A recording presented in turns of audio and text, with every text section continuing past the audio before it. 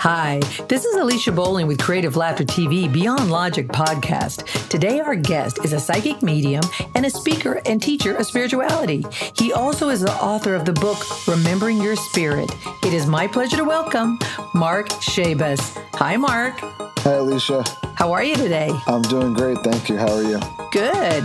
I loved when we talked before and you said I always knew that I was being taught and told as a young child. What does that mean exactly? So what I meant by that was that, you're taught as a child, like you have experiences. And when you try to make sense out of the experiences, you go to your parents or your teacher and, try to get them to give it some kind of a meaning. And oftentimes, you'll have a certain experience and they'll tell you, you'll go to your parent or a teacher and they'll tell you, this is what was going on. And inside of you, inside your heart or inside your gut that what they're saying is not quite accurate. Does that make sense? Interesting. Yeah, it makes total sense. So how was that for you and how did you deal with that? The way that I dealt with it was just shutting it off. I mean, I'm thinking of a specific example from when I was a child and I used to have, dreams and I would have sort of encounters and things like that. And I couldn't make sense of it. And I didn't have parents who really understood what was going on. So they sort of told me that's a very bad thing, and that's something that you don't want to explore or, pay any attention to. So that created a fear when someone that you trust, like a parent or teacher, says that to you, it creates a fear in you and you automatically put it in the, watch out category, Oh, wow. So then at what point did you feel, I assume you just gave up and said, okay, I'm just going to be normal like all the other kids. But then I know you had a very big event in your life that really changed everything for you. Tell everybody about that. So my girlfriend was working on the 101st floor of the World Trade Center. She worked for Cantor Fitzgerald. And the night before she passed away, I was up late watching Larry King Live. He used to have, sometimes he would have psychic mediums and stuff on, and he had John Edward on. And, he was kind of fielding calls from the guests. And to make it brief, there was an encounter where one of the callers was a woman who lost her husband. And so John Edwards was connecting to the energy of her husband and bringing a message through. And I remember I felt very emotional about that. And I felt like, wow, if that ever happened to me, because I hadn't lost anyone except for, at that point, my two grandfathers, which of course that was, those were sad events, but it wasn't like a tragic loss or anything. But I thought if I ever lost someone that I hoped that they would come back and give me some kind of a sign,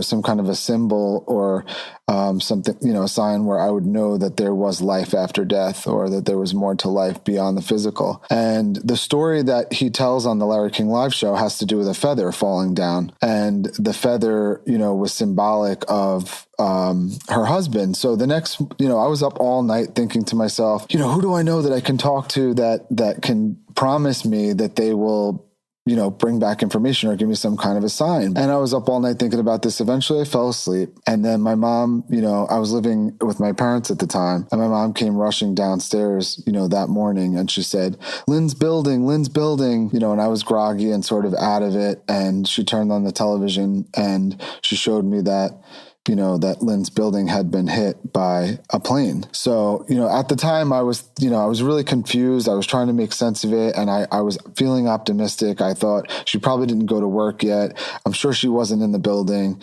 I'm watching and I'm calling her phone. I can't get through to her, and I'm calling, her parents, and I can't get through to them. And, and then the second plane gets hit, and now it's becoming more real. Now I'm starting to feel that panic sets inside of me. And we went upstairs, I was in the basement, and we went upstairs to the first floor, and we turned on the news there, and we were kind of watching everything that was going. And now at this point, one of the towers falls down, and, again, it's getting even more real and even more scary. You feel like the whole world is coming to an end. And I'm pacing back and forth in the living room. And at some point I feel like that feeling like there's someone standing behind me. And the best way I can explain this is like when you're at a party and you feel like someone's staring at you and you look over and you catch eyes with someone that was staring at you.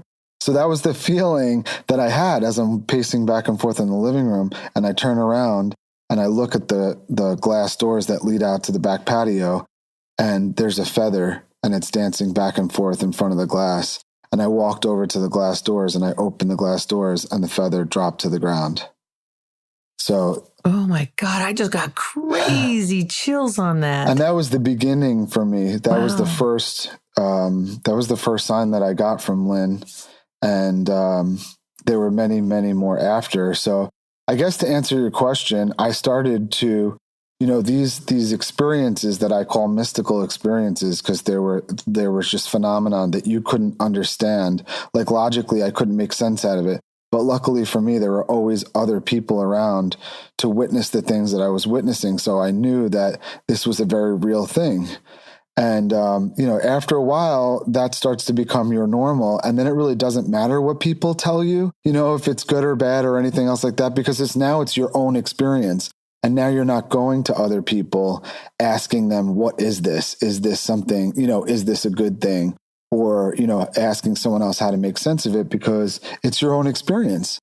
That brings up a really interesting question, because people always say, well, if it's your time to go, it's your time to go. Because why does a plane go down with 250 people and one person lives? Mm-hmm. So I actually had a friend who also had somebody who was working in the building at that time. Mm-hmm. And she makes breakfast for him every single morning. But this particular morning, the kids were giving her a hard time. She just couldn't do it. She goes, eat at work. Mm-hmm. So that morning, he goes to walk across the street to the diner. Mm-hmm. Just as he does that, the first plane hits. And that is really amazing that I guess it just wasn't his time to go. Right. Absolutely. Because why else that one morning he would walk across the street? Right. Exactly. And what's crazy is that I have an almost exact same story of a different person. One of my fraternity brothers worked in the World Trade Center too. And that morning was the first time he ever left his desk and ever left the building to get breakfast. And he said he was so hungry, he couldn't concentrate. He walked across the street to get a banana from one of those like veggie stands that are on every corner in the city, turns around and sees the plane hit the building.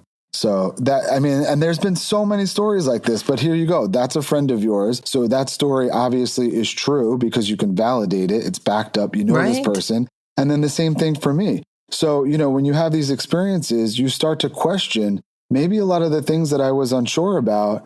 Maybe there's evidence to prove that, there is a set time to go, that we don't have to live in fear all the time, because when it's your time, and there's nothing that can be done about it. And if that's the case, if that's true, then it does release a lot of fear and it frees us up to live a freer life, I think. I like that. I agree with that, because if we have soul paths, if we have learning lessons, if we have karmatic things and we've met them or whatever the case may be, but this was our only time limit, because why else was like a 2-year-old die? Mm-hmm. Why so fast? Right. Why, you know what I mean? Why would this soul choose to come in and then just all of a sudden choose to go right back out? Right. Exactly.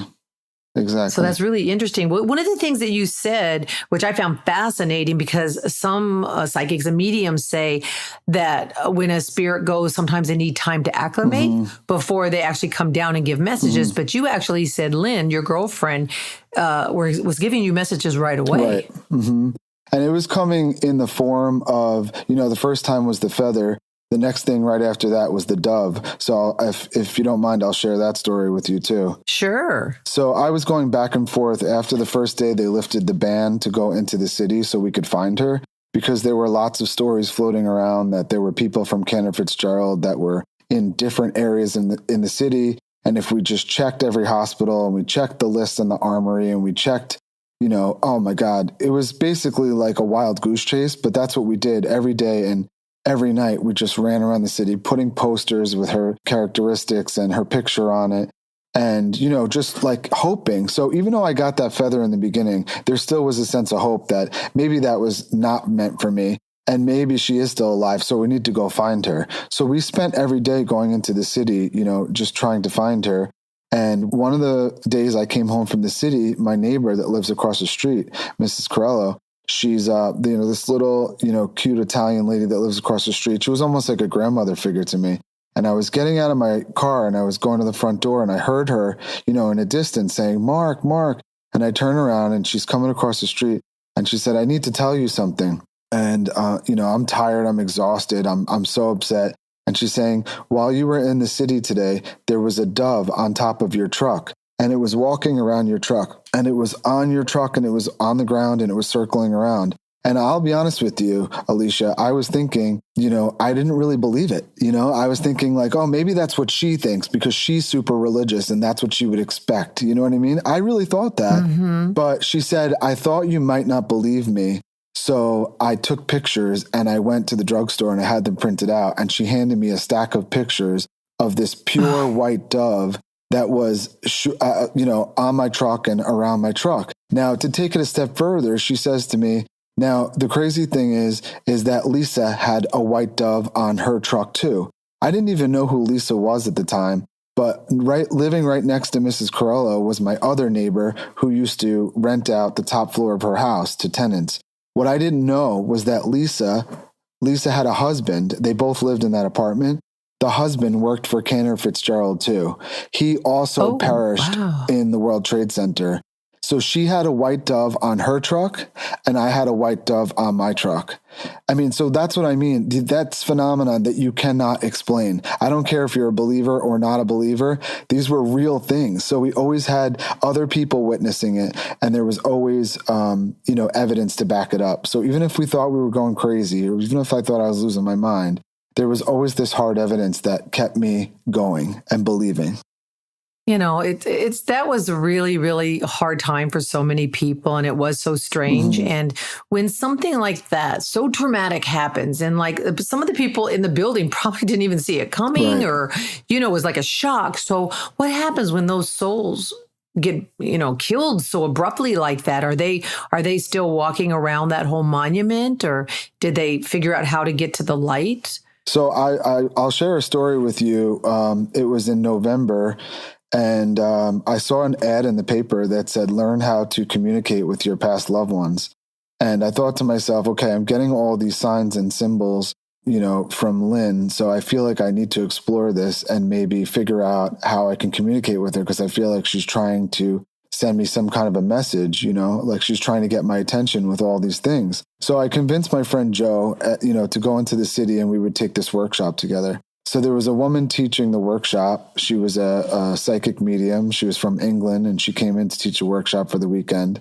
And, the whole goal, the purpose of the workshop was to teach us, using meditation and using meditation as a tool to communicate with our past loved ones. So it was like maybe a 3-hour workshop, let's just say, and an hour and a half into it, she says, we're going to go to break. And then when we come back, if you have any questions, you feel free to share your questions and I'll try to answer them. So we came back and I was all the way in the back. There was probably like 200 people or so in the room. And, she says, does anyone have any questions? And I raised my hand. Now my hand is in a sea of hands, so I don't expect to get called on, but I did have this question. So I raised my hand and she looks at me like almost like nobody else existed in the room. And she looks right at me and she says, who did you lose? And I said, yeah, I lost someone. She said, I know. Who was it? And I said, I lost my girlfriend. And she said, because she's standing right behind you and she's here to bring you a message. And she said to the audience or the participants, I know that I have an obligation to teach you more in this workshop, but there's a young lady standing behind him and she has a very important message to bring through. So I need to do that right now. And she says, somebody bring me a microphone. And so someone grabs a microphone, brings it over to her. And she begins a dialogue between me and Lynn. And the reason why I'm telling you this story is because she starts off by saying, I was trying so hard to get a message to you that day. I couldn't reach you because the phones weren't working. She said, and mind you, she didn't know who I was. She didn't know my story. There was tons of people in there for all different reasons. That morning, Lynn was trying to get in touch with me. She was very optimistic. She thought, they heard the first loud kind of a bang and they were told everything was fine and they could go back to work. She said, then a little while later, the phones weren't working, but they assumed it had something to do with the loud boom, but they didn't obviously think that it was a plane crashing into the building. But they heard the loud boom. A little while later, they hear the second boom. Now she's starting to get a little bit worried, but she still was feeling optimistic. But she was most upset that she couldn't communicate with me. She couldn't call me, right? So then she said, before she knew it, the ground started giving out underneath her. And as she started choking because the smoke was coming in through the floor. And she said, at that moment, she looked around and she could see angels everywhere. She said she was completely covered with angels, and they carried her and all the other people to the other side.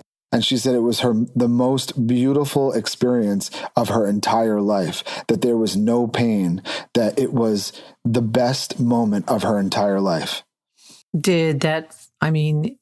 It's so sad you lost someone, but did you, in that moment when she's saying this, did you find some sort of peace or happiness? Oh, yes, I definitely did, because, I wondered what it was like for her at the end. When you don't have a chance to say goodbye to somebody, it's like there was no question of how we felt about each other, but there was, of course, you're concerned, we didn't find her remains for over a year after that. So we didn't have the full closure, but I already had, enough information and communication with her to be sure that she was gone. But, there wasn't like the full closure. So yeah, this was that moment in time for me where I was receiving the information that helped me to start the healing process, because now I knew that she was in a better place. And the important thing also that was brought through was, she said, when we were together, I thought we were going to get married and start a life together. She said, but when I crossed over, I knew immediately, I remembered immediately that was the day that I was supposed to go. And that I wasn't the one meant for you, that there's somebody else. And I'm going to help you find her. And I'm even going to help you pick out the ring. And you're going to get married to this person. And you're going to start a family, and you're going to have children. And you're going to have a whole life that you can't even imagine at this point with somebody else. So I'll be honest with you. When I was getting that information, I didn't want to accept it. I wanted her. I wasn't thinking, oh, okay, great, now I'll start moving on. Of course, I still wanted her. But over time, as the healing takes place over time, it takes a while for that to happen. It was like there were other things that happened that was, I guess, evidence to me that showed me that she was right. There was, she did help me find Kate, my wife, today, and she did help pick out the ring.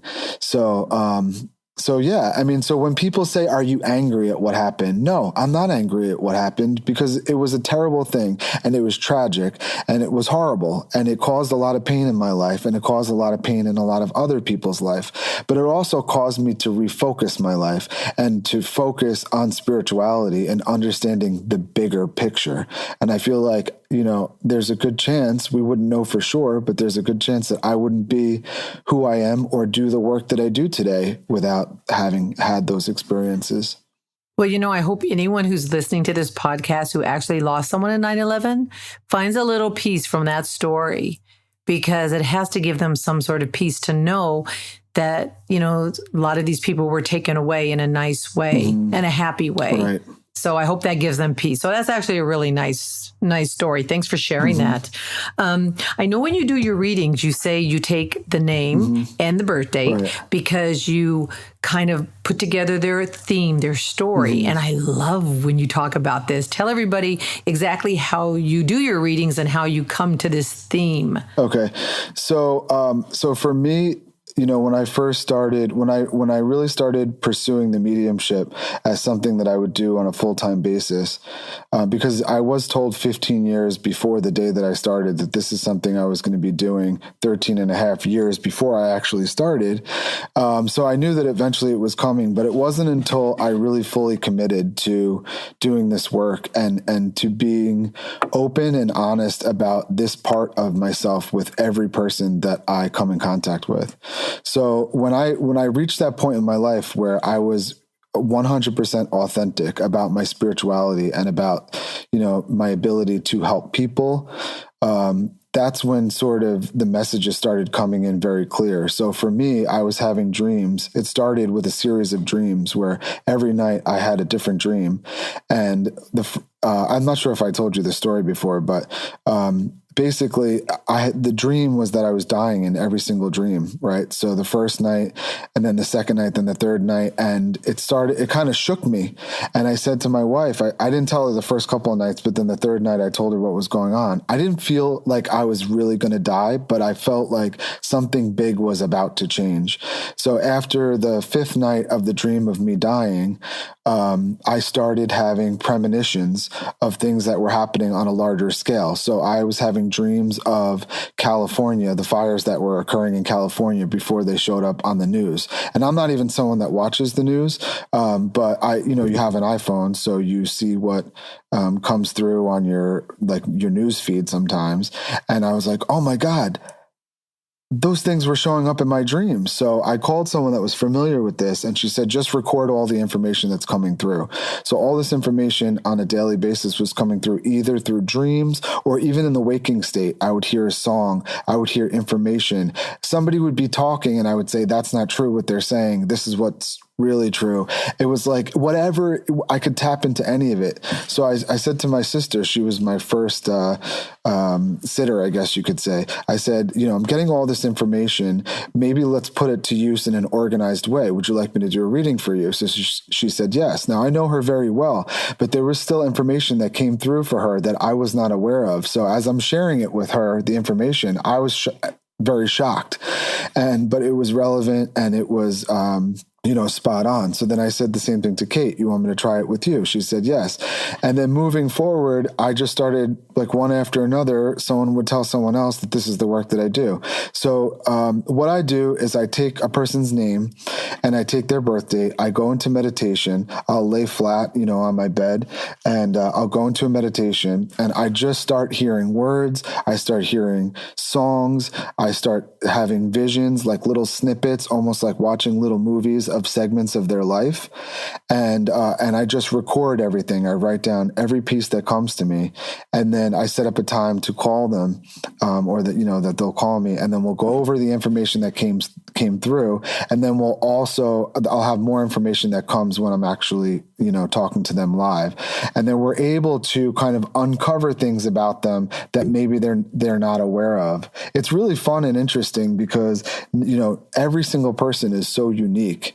And so it's like meeting someone new for the first time every day. And then also the added benefit of helping them to raise their consciousness or, just find more peace or happiness in their life. Yeah, because one of the things that you had said, the theme in your life doesn't have power over you. When you know the theme, you can change the story or fix the story. Right. So if someone's constantly, I'm so poor, I'm always going to be broke, I'm always going to, so if that's your theme, you can change that story. Absolutely. Absolutely. So I like when you say that because it does give you power. Yeah. It's not knowing the things that you have to change. But you and I have also talked about that because I have had many readings where they'll say, oh, you're very closed off to love. Your chakras are broken down, blah, blah, blah. And I don't feel that at all. I feel like I'm very, very open. So you had mentioned that sometimes we hold things so far down that we're not even conscious of it. Oh, yeah, definitely. Absolutely. And, it's, you don't have to be intuitive. Everyone's intuitive, but you don't have to be intuitive as a career or something to see that. As soon as you're pointing the finger at somebody else or you're blaming somebody else for whatever the problem is, those are usually indicative of, things that you're shoving down there, so you can kind of figure it out on your own sometimes too. So if it's like you're always seeing flaws in other people, that usually relates to stuff about yourself that you're, shoving down there, like we were saying. Oh, that's interesting. Well, another thing you do is breath work. What exactly is breath work and what does it do for you? So breath work is just a form of meditation. And, so it basically, it gives you something to focus on. And so, and when you're pulling your attention towards your breath, then you're sort of shifting your consciousness from, one side of your brain to the other, because most of the time we are operating on the left side of our brain. I'm Alicia Bowling. This is where I live. This is what I do for a job. These are my friends. This is my family. And so the breath work is pulling your consciousness. This is now a concerted effort to pull your focus towards your breath so that you have a chance for the other side of you, the other part of you to sort of reveal itself or to be used, as a tool to access other information that's not available on the other side of the brain. So what do you say to those people who are like super resistant? Like you have a reading with someone, like I hear about this a lot and I think it's so funny. Like they're just really like adamant. No, that's not true. No. No. What do you do with those kind of people? Have you ever turned anybody away? for a reading? Like you just thought, okay, this person's unreadable. So I haven't had a lot of those experiences, and I think there's a couple of reasons why. One is pretty, basically I don't like to push myself on anybody. So I could get information on somebody. I do quite often, but I always wait for the person to come to me. I may, if I feel really compelled, say to them, if you'd ever like a reading, because somebody reached out to me recently and they asked me about my book. And I said to them, we were kind of talking about the book, and I just had this sense that there was a crisis going on in this person's life, right? But they didn't bring that to the table, but I sensed that was going on. So I said, if you'd ever like a reading, let me know, because we might uncover something about you that you might find helpful. Lots of other people have, found it helpful. So, but I will never push it on people. I don't go after people. I don't try to, prove to people that this is what I do or anything like that. It's about them. So that's one part of it. The other part of it is that, I feel like when people come to me for a reading, they're making a declarative statement to the universe that they are willing or looking for help. They're looking for guidance. They're looking for something, right? So let's just say that that's the case, and they make that statement, and they're coming to me for help, but then they're still resistant. I think it's because there's a lot of fear. The person is experiencing a lot of fear in their life, and so this is another experience for them where they're feeling fearful. And I feel that that's where I use my intuition to try to create the safest place possible for them, so that they feel safe enough to put their guard down and allow for this information to come through. And, so maybe that is what helps me and why I don't have a lot of those experiences. Well, tell everybody about that one story about the woman who was drinking, because that was super duper funny. Yeah.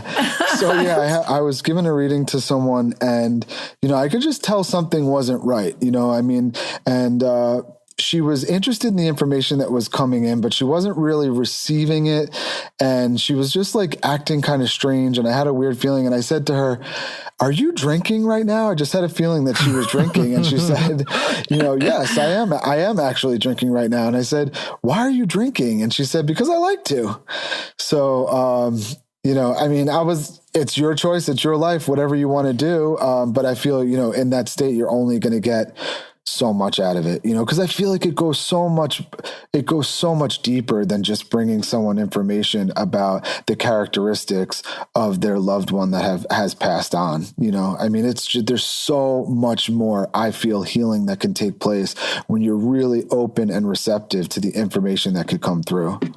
I know. I always crack up when my friends go to get readings and they go, "Oh, I'm going to have a drink first, or I'm going to go smoke a joint." I'm like, "What?" I said, "You can't pay attention to the information that way, and you're poking holes in your aura, for God's sakes." That's a good point. Stop. Yeah, that's a good point.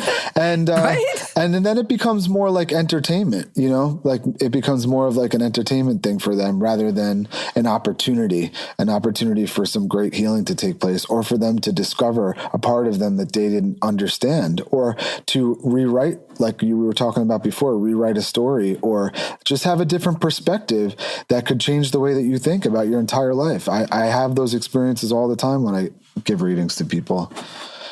Well, I know you have a couple of children, 3, right? 4. 3 girls? I have 4. Yeah, wow. we have 2 girls and 2 boys. Oh, wow. So are any of your children psychic? Do any of them have the ability? And if they do, is that something you kind of want to help them, accelerate in, or not so much? Yeah. So my oldest daughter, she's our oldest, she's 8 years old. And she definitely, from a very early age, started talking about angels. She told us when she was 3 years old at the dinner table why she came in here, what her purpose was. She talked to us about angels.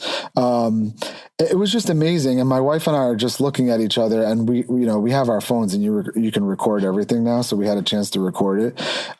But yeah, she brought through so much information, and she gets it. She just understands the bigger picture. So, and then my second to youngest, my son, he also has experiences too. But see, the girl, it's interesting because the girl is very open to it, right? He is not. So one day we're driving in the car, and I hear him say, he's sitting behind me, and I hear him say, "Donnie, who's Donnie?" And I go, Now, my dad is Don, and the only person on this planet that called him Donnie was his mom. So I thought, oh my God, he's tapping into grandma. So I pull the car over and I go, what did you just say? And he said, I said Donnie. I go, who are you talking to? And he's like, I'm not talking to anybody. So he's very guarded with it, whereas Lily is very open to it. So she understands it. So one day I was talking to a client on the phone explaining what I do, and she overheard the whole conversation. So when I hung up, I saw her like listening to me. I said, oh, you heard that? She said, yeah. Do you want to talk about it? She said, yeah. So I'm telling her more about it. And she said to me, you know what, Dad? She goes, I can talk to those people too. She said, I talk to angels all the time.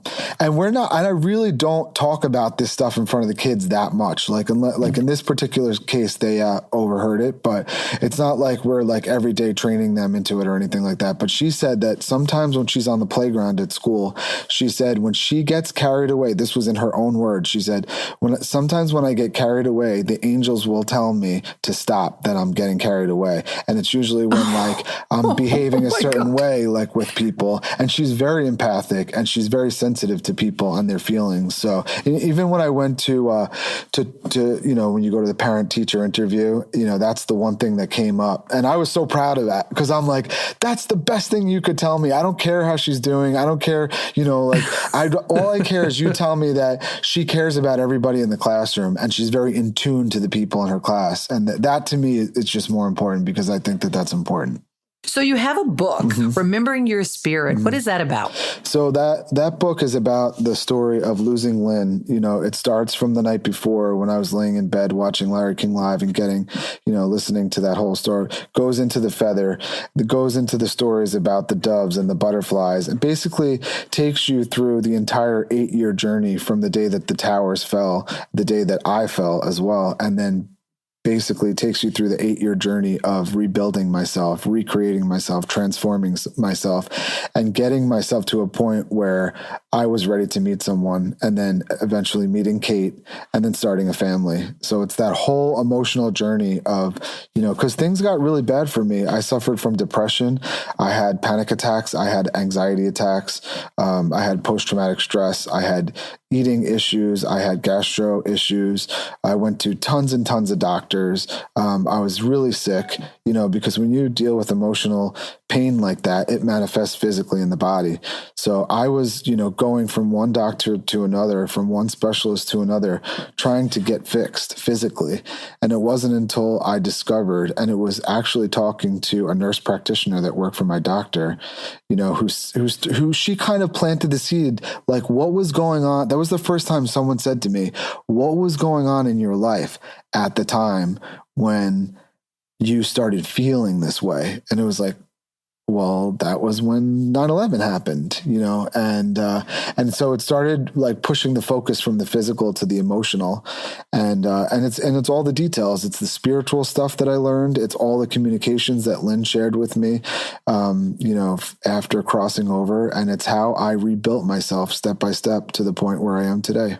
That's great. Where can people buy your book? Is it on Amazon and bookstores? Yeah, it's on, you can go to Barnes & Noble, and it's also available on Amazon and all major, sites. Oh, great. Well, definitely a book worth getting. That was a really nice story. I'm sure that really helped a lot of people. And if you want to book a reading with Carl, book a reading with Mark, or find out more about him. I don't even know where Carl came from. Somebody around me? That was weird. Go to his website, www.markshabus.com. And also, don't forget to go on our website and check out our monthly Psychics of the Month. It's really fun. It's only $50. You get a one-question answer, and we have a Q&A at the end. So that's really fun. And remember, you create your life, you create your future. This is Alicia Bowling with Beyond Logic.